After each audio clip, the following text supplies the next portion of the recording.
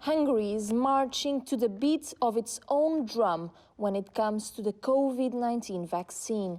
The country is breaking away from the EU's vaccination plan and looking east for alternatives, with success. Hungary has already bought 2 million doses of Russia's Sputnik 5 vaccine, expected to arrive by the end of the month. Some officials say going around the EU was a matter of life or death.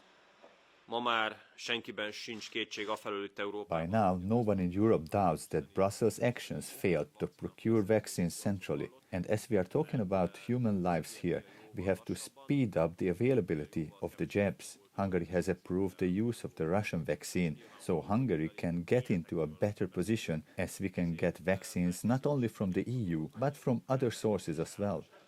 Hungary is also in talks with Beijing to buy the Sinopharm vaccine, and according to the government, has already independently approved the British AstraZeneca jab for emergency use. The EU told us that AstraZeneca cannot independently distribute its vaccine to any member state as part of its centralized deal with the bloc, meaning Hungary will have to wait for Europe to approve the jab after all. But officials here in Hungary wonder what's taking so long, since the vaccine is already in use in other countries such as the UK or the US.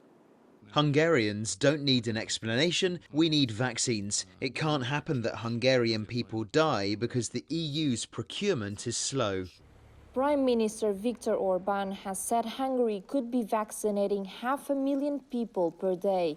But health experts say the country does not have the capacity to do so. Hungary was never good in organization issues. The Hungarian government is very good in purchasing.